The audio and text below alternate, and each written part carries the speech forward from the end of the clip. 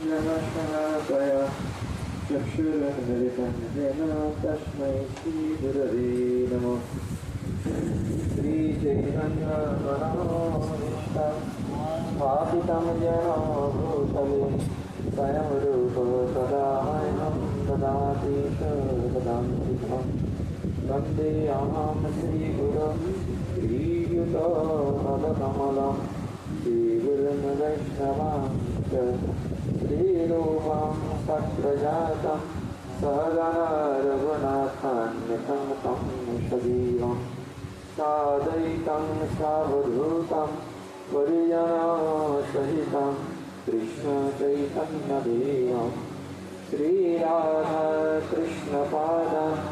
सहगणा ललिता श्रीविशाखान्वितं नमो विष्णुपदाय कृष्णपृष्ठाय